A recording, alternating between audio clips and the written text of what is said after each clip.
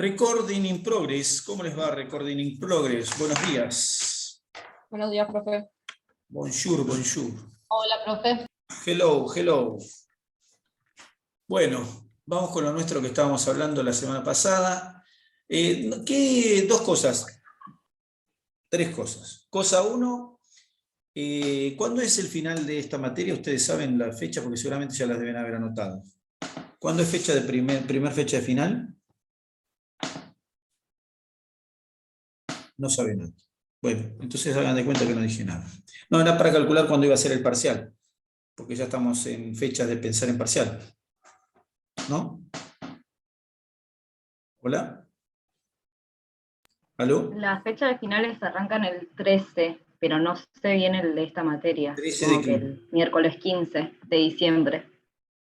13 de diciembre empiezan las fechas de final. Sí, esta es la semana del primer llamado. Perfecto, o sea, nos queda esta clase 22, la semana que termina el 29, la semana que viene, de octubre. Y después nos queda noviembre, 4 semanas de noviembre y una de diciembre. No, una de diciembre no, porque hay media de diciembre, porque el 8 de diciembre es feriado. Está bien. O sea que tenemos varias clases, perfecto. Ahí estuve mirando los temas que nos quedan, son 7 u 8 temas, ya está, 7 temas. Así que ahí vamos. Eso por un lado. Segunda cosa, entonces, bueno, después vemos las fechas de parcial. O sea que parcial serán la primera semana de diciembre. Sí, porque si la segunda semana, bueno, ahí veo. Entre primera y segunda semana de diciembre, parcial y recuperatorio. O sea que me queda noviembre y la clase de la semana que viene. Perfecto. Vamos bien con el temario. Igual me quedan pendientes un par de clases o algo que vamos a hacer extra horario, porque por los miércoles estos que no tuvimos clase, algo, si me queda algo, yo voy a tratar de meterlo todo lo que pueda para que no tengamos que hacer extra, pero si tengo que hacer, por ahí tengamos que hacer una extra en algún horario que pongamos aparte. ¿De acuerdo? Por esto por lo de los miércoles que quedaron colgados. Eso por un lado. Era entonces lo del parcial, lo de las clases que quedan. Y nada, que ahora hoy ya empecé a bajar clases, me quedan las clases para bajar, que voy a ver si este fin de semana me pongo al día con las clases que tengo que bajarles, de las que dimos. Bueno, listo, esas tres cosas era el comentario previo a la charla. Entonces hoy vamos a terminar con lo de, creo que estábamos con desórdenes alimentarios, ¿no? Desorden de la conducta alimentaria. Eso era el tema. Me acuerdo perfectamente, como si fuera ahora. Y vamos a hablar de soporte nutricional. ¿De acuerdo? Soporte nutricional, vamos a hablar de eso. Bien. Entonces, acá estábamos la charla del otro día. Habías hablado de comedores compulsivos. Sí, estoy buscando la charla, acá está, desórdenes alimentarios, ahí la puse. Y ahora esperen un poquito. Ahora estoy buscando la diapositiva que andábamos más o menos, y por acá andábamos. Listo, y ahora la comparto. Hacemos compartición. La compartija. ¿Dónde anda? ¿Dónde anda? Compartir. Y acá está.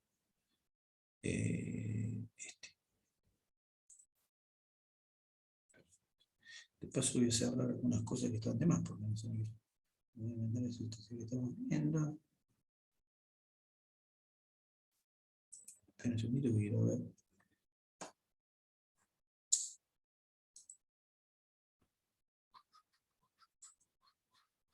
Ya estoy, porque estoy cerrando unas cosas para que no me confunda que estoy hablando. Ahí está, esto cerramos. Estos dos los bajo acá. Fumo 2, me llevo una. Pues la pantalla ahora ustedes no lo ven, pero mi pantalla se ve eso, pero está llena de porquerías. Bueno, todo de las porquerías, no solo de la pantalla. Claro, todo lo que. Pero ahí está, listo. Muy bien, perfecto. Creo que esta diapositiva es la que estábamos. Ahí está, comedores compulsivos. Nada, esto es un desorden alimentario, nada, ahí tenemos características de síndrome de comedores compulsivos. Acá, fíjense, ahora las vamos a comentar. Se describe algo que si ustedes lo miran van a ver que hay mucha gente que tiene esto. Por eso esto es como un síndrome, pero tiene características y no lo consideramos como una enfermedad.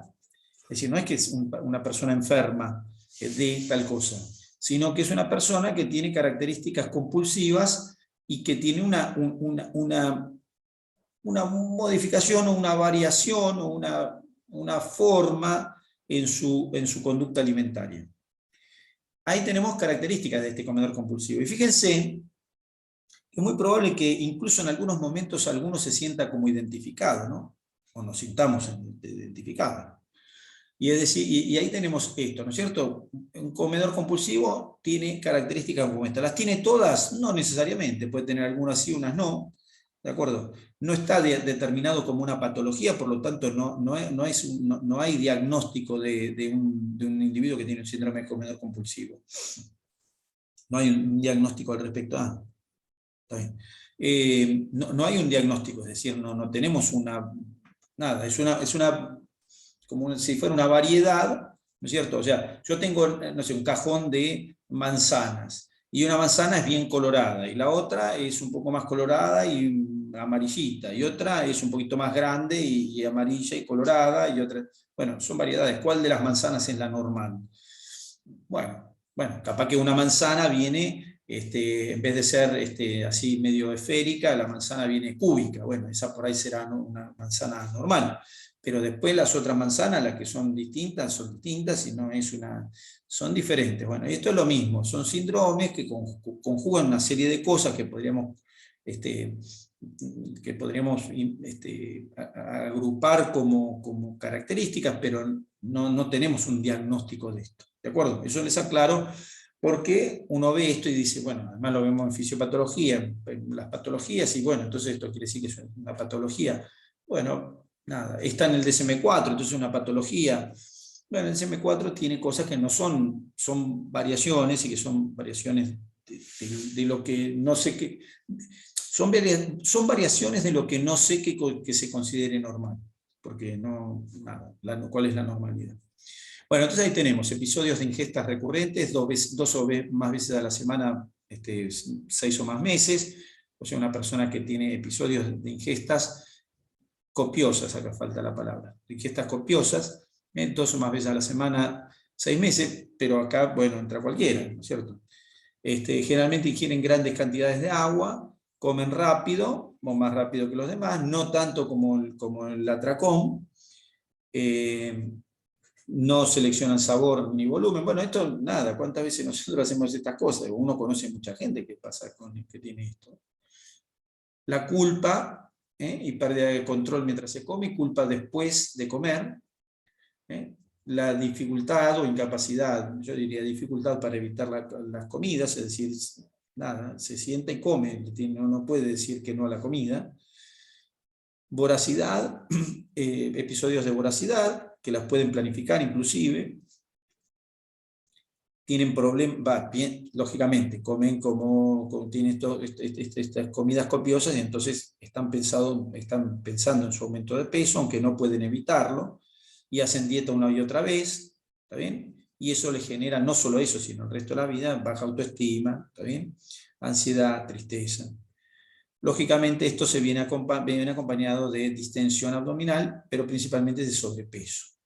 ¿Está bien? O sea que muchas personas, de hecho, muchas personas que tienen sobrepeso tienen este tipo de conductas. Mucha gente que tiene, no hablo del sobrepeso de 2 kilos, 5 kilos, sino del sobrepeso que tiene un buen sobrepeso.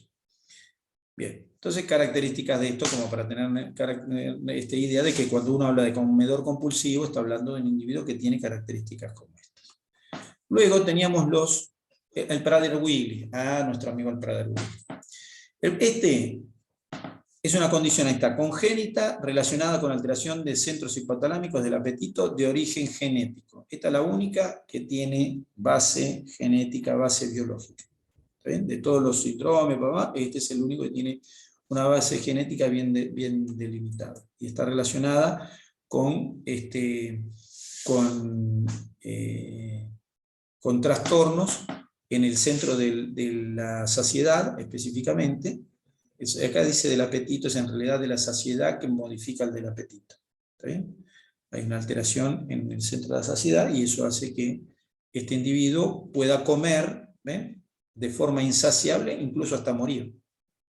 ¿De acuerdo?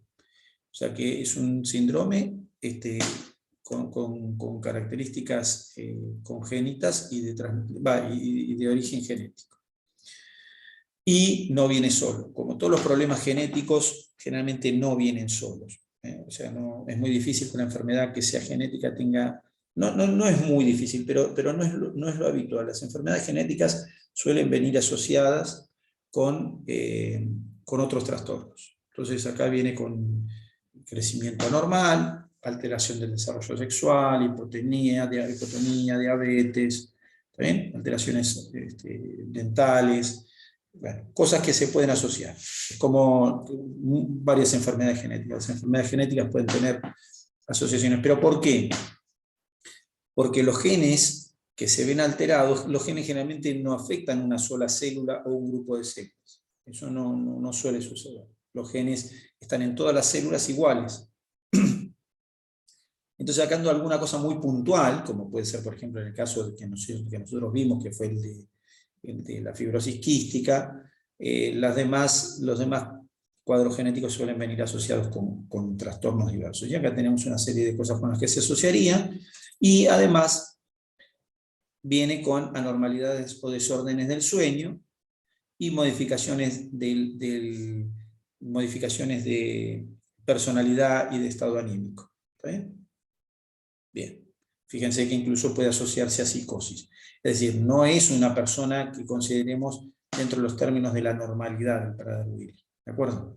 Es decir, tiene características especiales o características que lo hacen especial. ¿De acuerdo? Bien. Entonces, este es el único que es realmente podemos considerar como una enfermedad genética. Luego tenemos la pica, o el pica. ¿Y qué es la pica? La pica, eso lo conocen todos. ¿En qué consiste la pica? ¿Saben lo que es la pica? ¿Qué es la pica? No tiene Cuando se comen cosas que no son alimentos. Claro. La pica no tiene nada que ver con los mosquitos, ni con el palo de la baraja, pica, sino que es justamente la compulsión de comer o lamer elementos que no tienen ningún valor alimenticio, como tierra, tiza, yeso, viruta de pintura, carbonato de soda, almidón, todo lo que se le ocurra. Acá hay algunos puestos, pero de todo lo que se les ocurra, ¿está bien? Es decir, que no tienen valor alimentario. No hay nada, se lo puede asociar a retardos del desarrollo, ¿no? A deficiencias mentales a veces, algún disturbio psicológico propio o familiar, ¿está bien? Pero no tiene un fundamento no está fundamentado realmente el desarrollo de este cuadro. Algunos autores postulan que uno come estas porquerías porque se supone que le faltaría algún material en el organismo y lo estaría buscando en estas cosas que come. Pero la verdad es que no hay nada cierto de eso. O sea, no hay nada certero como para poder afirmar. ¿De acuerdo? O sea, comer pegamento, comer, no sé, excremento, nada. No explica mucho. Y por supuesto que puede venir con complicaciones como la desnutrición, trastornos abdominales de lo que sea, dolor, obstrucciones intestinales, diarrea, vómito, lo que fuera.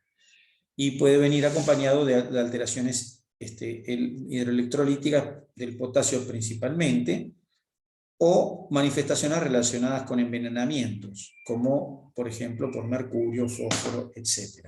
¿De acuerdo? O sea, hay ejemplos de lo que puede pasar porque estamos comiendo cualquier cosa, lógicamente. Al comer cualquier cosa pasa esto. Pero acá es literal cualquier cosa, no es que está comiendo una hamburguesa de McDonald's como cualquier cosa, sino que es cualquier cosa literal.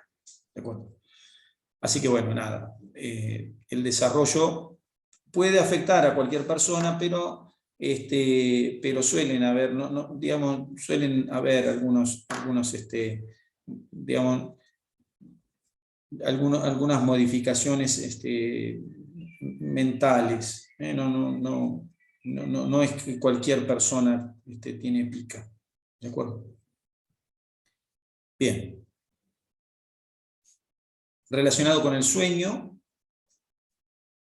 de la noche, ¿no es cierto?, de dormir, y conductas alimentarias asociadas. Acá tenemos lo siguiente, son trastornos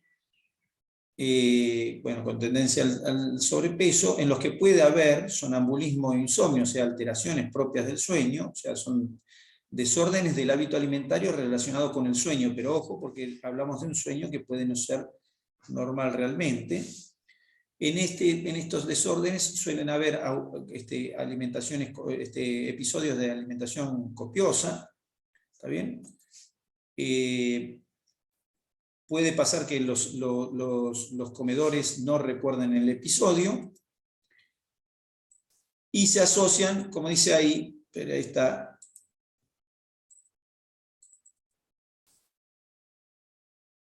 No, este no es.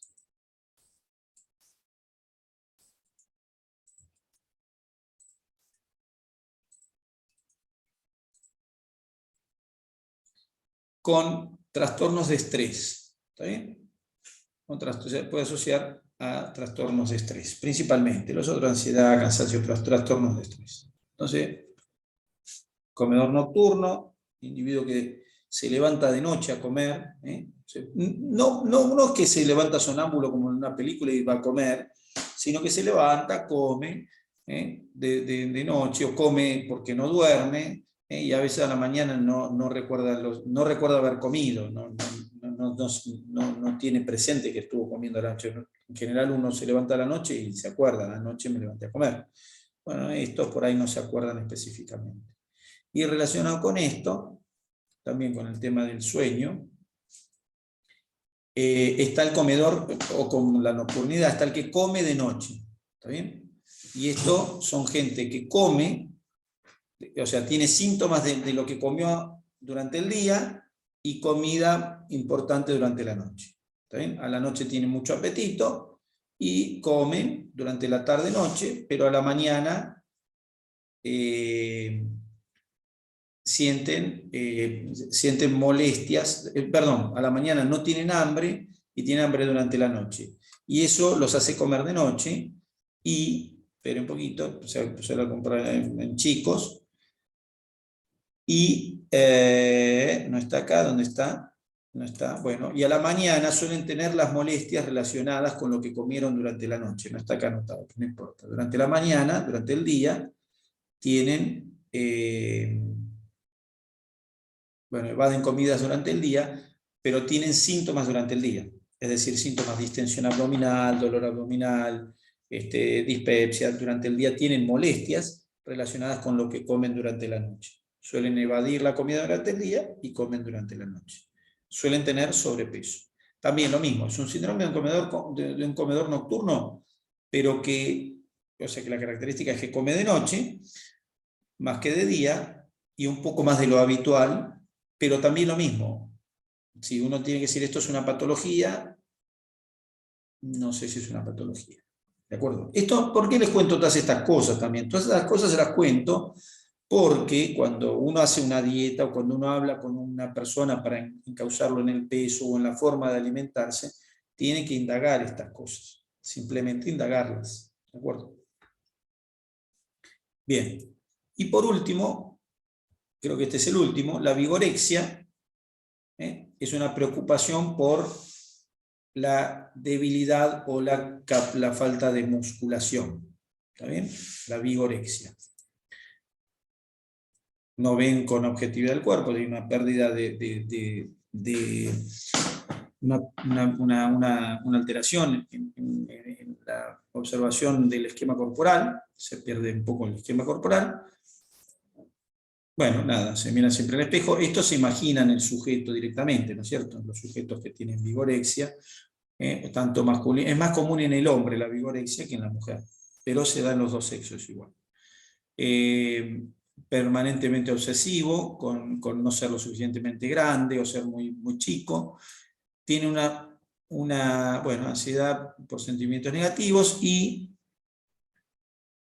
conductas alteradas, y lo que tienen de sociales, lo que tienen es que están pendientes constantemente con la comida, están pendientemente constantes de la comida respecto de los gramos que tienen que comer, los miligramos, son gente que se pesa la comida, tiene una balanza para pesarse la comida, ¿se entiende? Son un tema que...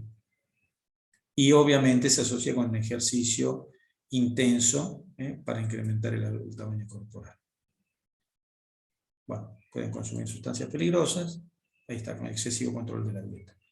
Son características de eso que llamamos vigorexia, que también lo mismo, uno dice, bueno, la vigorexia, si el tipo tiene unos músculos bárbaros y está fenómeno, ¿y cuál es la enfermedad ahí? Bueno, por eso no sé si hay una enfermedad, hay una característica de la forma de la alimentación que viene asociada con alguna característica de personalidad.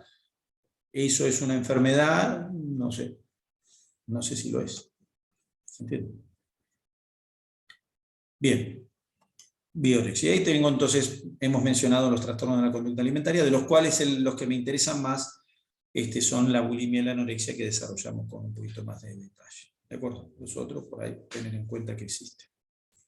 Por ahí el Prader-Willi, saber que es el único que tiene, manifestación, que es una manifestación de origen, que tiene un origen genético. Bueno, y saber por ahí que es una pica, o tener noción de que es una vigorexia, para saber de qué se trata. Bueno, hasta ahí esto. Y abandonamos esto que es no sé qué había mejor cambiado acá, pero estaba todo bien.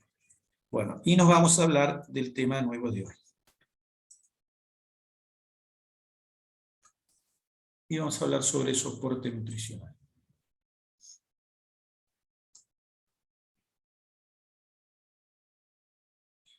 Bueno, cuando nosotros hablamos de soporte nutricional, el título de la charla en sí era soporte nutricional del paciente quirúrgico, que para eso inicialmente había sido hecha la clase, la hice para eso, para hablar del paciente quirúrgico, pero vale para cualquier paciente. El soporte nutricional del paciente quirúrgico es porque cuando hablamos de cirugías, el soporte nutricional se hace por ahí necesario, y entonces por eso venía esto. Pero en realidad vamos a ver cosas que tienen que ver con el soporte nutricional en términos generales, incluyendo al paciente quirúrgico. Tal vez va a haber un gran, la temática va a rondar alrededor del paciente quirúrgico, pero en realidad tiene validez para todo, como vamos a ir viendo. Entonces vamos con paciente con soporte nutricional. Ahí está. Como componente, es el componente fundamental, dice acá, de cuidados preoperatorios y en algunos casos de los posoperatorios. ¿Está bien? Que no está aquí, ¿no es cierto? Cuando hablamos de operaciones, este es un componente fundamental, pero no es la única utilidad que tiene el soporte nutricional. El soporte nutricional está relacionado con todos los momentos o puede estar relacionado con todos los momentos de la vida. ¿A qué hace referencia uno cuando habla de soporte nutricional? Habla o hace referencia a suministro de alimento propiamente, es decir, suministro de alimento, de alguna manera especial, ¿está bien? Que no sea por vía oral. Es decir, lo que hacemos es observar el estado nutricional y agregamos algún alimento extra. En realidad, perdón, no es por vía no solamente oral, porque a veces es oral también. Soporte nutricional puede ser por vía oral, por ejemplo, cuando yo suministro un alimento ya prefabricado. Por ejemplo, yo le puedo dar a una persona un compuesto por vía oral sin necesidad de dárselo por vía gástrica, un compuesto de alimento. Es decir, yo le doy Ensure a un paciente. ¿Qué es el Ensure?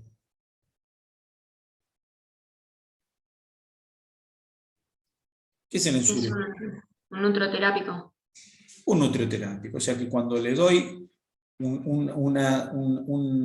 cuando le doy alimento al paciente ya constituido como tal, le estoy dando un soporte nutricional. Es decir, no le estoy dando lechuga, tomate, carne, le estoy dando directamente como dice, perfecto, un nutrioterápico, o sea, hago terapéutica nutricional. ¿Está bien? Con un compuesto que no es natural, que es un compuesto que está fabricado específicamente para eso. Cuando uno entonces suplanta toda o parte de la alimentación con este tipo de alimentos, entonces está hablando de un soporte en la nutrición. Y eso vale, este soporte se da a los pacientes operados, por supuesto, pero a otros pacientes hospitalizados también, y a pacientes que no están hospitalizados también se les da. ¿Está bien? Bueno, entonces, de eso vamos a hablar en esta charla. Bueno, acá aclara que muchos pacientes que están hospitalizados, y esto vale para todos los hospitalizados, corren riesgo de malnutrición o la tienen. Ustedes fíjense qué curioso, uno va a un hospital, va a un sanatorio, ¿no es cierto? Y llega la hora de la comida. Y en general, las comidas son muy parecidas para todos los pacientes, pero tienen una característica en ese parecido bastante común. Si yo les digo comida de hospital, ¿a qué les suena? ¿Qué sería una comida de hospital? Pollo. Vamos a poner un pollo, ¿qué más? Puré de zapallo, Una calabaza pisada, ¿está bien? gelatina, Una gelatina, una galleta de agua, ¿no es cierto? Si ustedes miran esa dieta que se le da al paciente que está en una cama y al que está en la de al lado, y el que está en la de al lado, y el que está en la de al lado, excepto que tenga alguna característica el paciente por lo cual no pueda comer eso, van a ver que primero los cálculos de ración no existen. Los cálculos de tamaño de ración no existen. O sea, las calorías que aporta para cada individuo no están. Yo no sé si las calcula quién, si las calculan, no sé quién las calcula. ¿Está bien? Como que el hospital, la internación, como que, sí, está bien. La comida es comida que tiene que comer un humano, es decir, un pollo con una calabaza. Pero, ¿eso mantiene nutrido al individuo? No lo sé. Yo lo he mirado, miren, montones de veces, no es que una vez. Uno me dice, bueno, vos lo que pasa es que miraste un día jueves que había pescado con puré de zapallo, pero si venías el martes, había, no sé, había ravioles, y si venías el jueves había un pedazo de carne, pero yo no he visto nunca eso. Yo lo que veo es el pollo o el pescado con el zapallo. Y es lo que todos vemos habitualmente. No es una coincidencia. ¿Con esto qué quiero decir? Quiero decir que la cuestión nutricional en los sanatorios, en los hospitales, no está del todo cerrada. Un paciente que tiene un proceso infeccioso y que está con un proceso infeccioso en una sala de infecciones o en una sala de piso, está en clínica médica y tiene un proceso, entró porque tiene una descompensación, no sé, diabética. Bueno, diabética justo por ahí, pero por ahí tuvo una descompensación cardiológica. Salió de la unidad de cuidados intensivos y está en una sala. Y come la pechuguita con la calabaza. Ahora de repente tiene una intercurrencia, tiene un proceso infeccioso. Y la nutrición no se la modifica a nadie. ¿Y por qué no se la modifica a nadie? Bueno, no sé por qué, pero no se hace. No sé el por qué. Si me preguntan el por qué, no sé. Pero indudablemente, cuando una persona está cursando un cuadro infeccioso, se modifican las necesidades alimentarias. Bueno, y nadie lo modifica. Quiero decir con esto, entonces ahí dice, la mitad de los pacientes hospitalizados, no sé, esta diapositiva la hice hace varios años, por ahí 10, no sé actualmente cuál será justo el número, si será la mitad, pero una cantidad significativa de pacientes hospitalizados o tienen malnutrición porque ya vienen malnutridos, o tienen riesgo de padecer la malnutrición en el propio hospital. ¿De acuerdo? Entonces, bueno, tener en cuenta que por ahí haga falta un soporte nutricional, o hacemos el comentario relacionado con eso en este sentido. ¿Está bien? Para los pacientes quirúrgicos, dice acá, pero para todos los pacientes, no solo para los quirúrgicos, la malnutrición es un aumento en los factores de riesgo para su curación. En el caso acá está el ejemplo del caso que va a ser operado. Aumenta el riesgo de sufrir complicaciones infecciosas, aumenta el riesgo de sufrir complicaciones en la cicatrización de la herida, aumentan la posibilidad de que entre en un estado de deficiencia nutricional.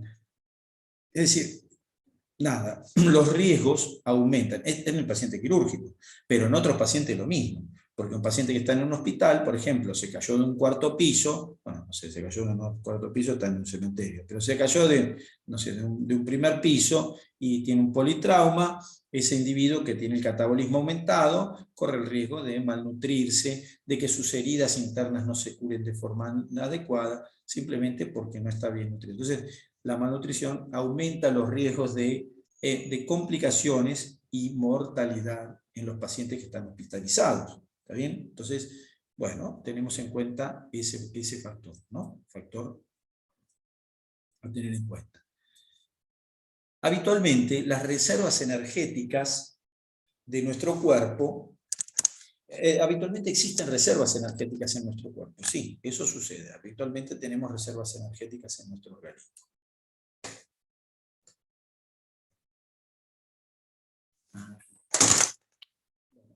Todo.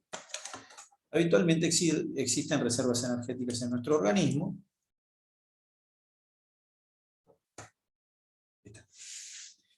Bien. Porque la cámara es la del celular, porque la de la computadora no está andando. La llevé el otro día, me dijo que me la iba a tener unos días, pero preferí tener la computadora conmigo por lo menos hasta que terminen las clases. Bueno, entonces... Decía que el organismo tiene reservas energéticas tanto para afrontar una cirugía, como por ahí dice acá, pero como para afrontar algunas cosas. Es decir, que siempre hay alguna reserva energética, o puede haber una reserva energética en el organismo para soportar el ayuno y el aumento catabólico. ¿Está bien? O sea, el aumento catabólico significa la degradación de la persona, es decir, degradación de ese individuo, porque se degrada lo propio, se catabolizan moléculas. Entonces, se tolera un periodo de ayuno, siempre hay alguna reservita para tolerar periodo de ayuno, es verdad. Pero no siempre es así, ¿está bien? Ahora, esa reserva es tanto más insuficiente cuanto mayor sea el periodo de ayuno que haya que afrontar o mayor sea el estado catabólico que haya que afrontar. ¿De acuerdo? O sea que tenemos reservas, pero ojo con lo que se nos viene, con lo que se supone que hay que afrontar. Por eso ahí está, algunas personas van a necesitar un soporte nutricional. Ten en cuenta que se puede llegar a necesitar un soporte nutricional. ¿Está bien? Especialmente, acá dice de cirugías, ¿ven? Una complicación de una cirugía mayor, un traumatismo severo, un politrauma, una sepsis. ¿Saben lo que es sepsis? ¿Qué es sepsis? No es una gaseosa. Sepsis es una infección generalizada. Una infección generalizada. Se dice que sí, es una infección generalizada. Es una infección que ganó el torrente sanguíneo. ¿Está bien? Caquexia, habíamos nombrado el término caquexia alguna vez. ¿Se acuerdan lo que es una caquexia?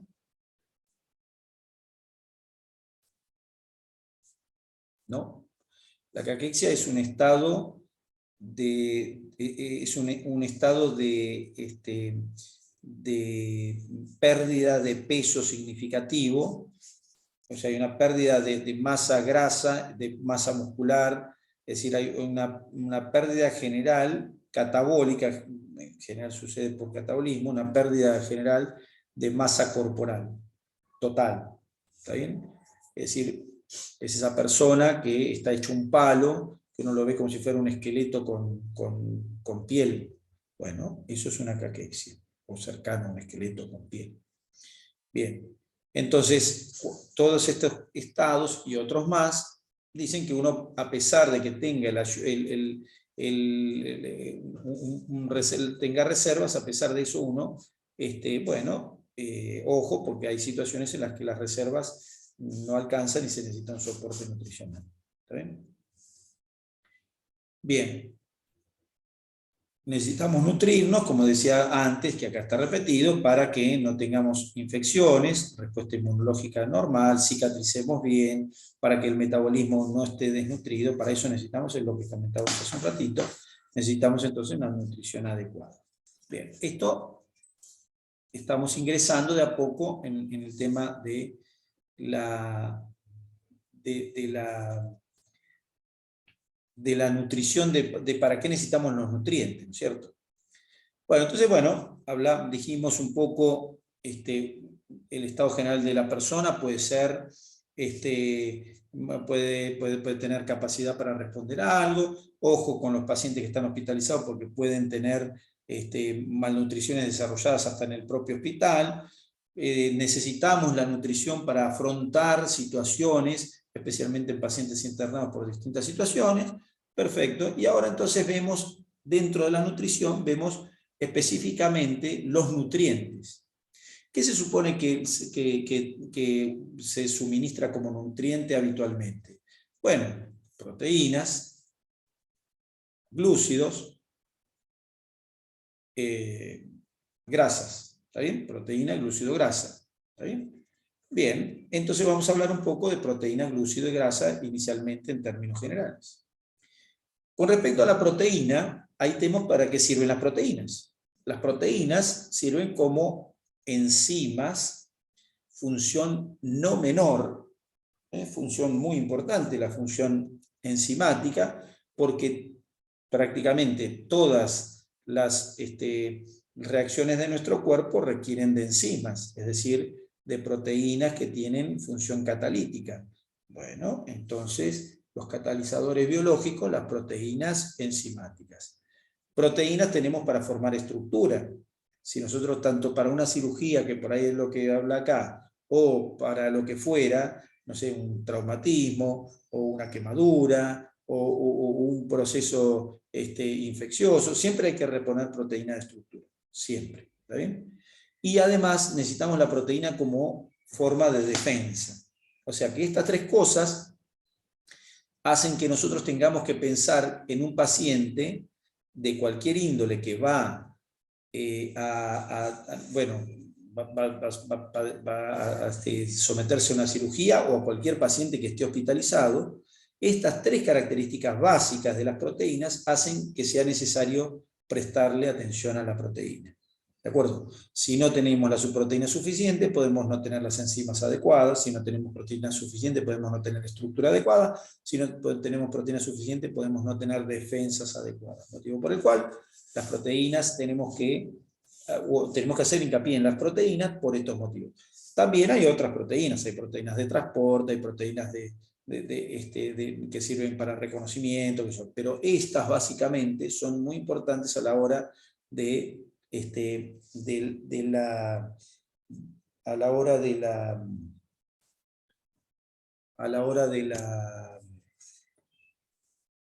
la reposición, o de la reposición de toda índole, no solo en una cirugía de reposición de tejidos, sino reposición a la hora de tener alguna patología asociada, ya que el soporte nutricional no se le da a personas sanas.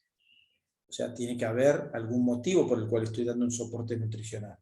¿De acuerdo? O sea, no le doy el Ensure a un chico de 25 años porque dice que esta noche no quiere cenar. No, eso no hacemos. ¿De acuerdo? Los soportes nutricionales son para gente que tiene una necesidad especial. Bueno, dentro de las necesidades especiales tenemos, respecto a las proteínas, cubrir el pool enzimático, las proteínas de estructura, las inmunoglobulinas. Entonces ahí tengo proteínas y su función inicial. Bien. Hablamos dos palabras de proteínas para tener en cuenta. Primero, la digestión completa se realiza